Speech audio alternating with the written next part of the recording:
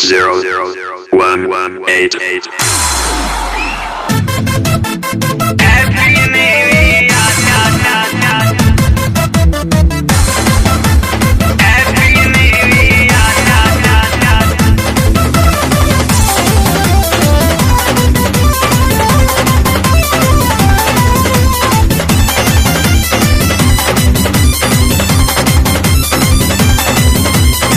नया साल मुबारक हो आपको सन 2022 को राम रोशन जी की तरफ से।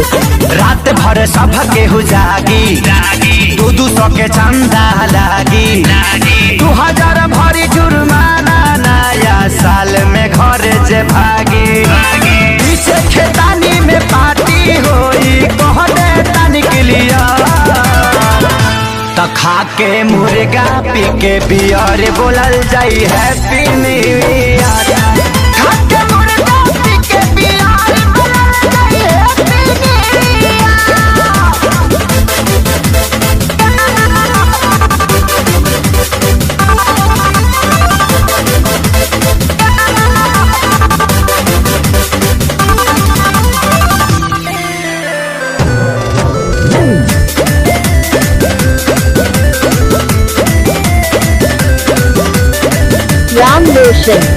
राम रोशन प्यारे लाला लई है मसाला लहसुन प्याज मरीच काला कोई खा लई है श्याम देहाती पवन के घरे पताला।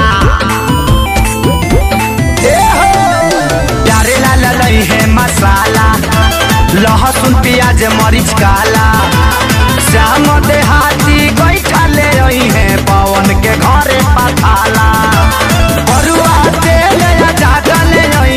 धनिया पत्ता हरिया खा के मुर्गा पी के बियर बोलल जाई हैप्पी न्यू ईयर। खा के मुर्गा पी के बियर बोलल जाई हैप्पी न्यू ईयर। राम रोशन का मोबाइल नंबर 7318317476।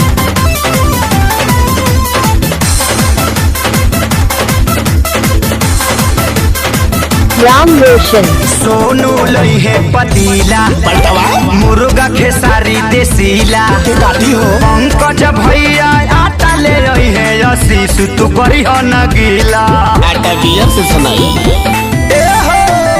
सोनू लई है पतीला मुर्गा खेसारी देसीला धनंजय भैया आटा ले रही है करी हो न बिकी गीला बोतल गिलास विकास ले आई है पानी पियई है रात भर तो खा के मुर्गा पी के बियर बोलल जाई हैप्पी न्यू ईयर।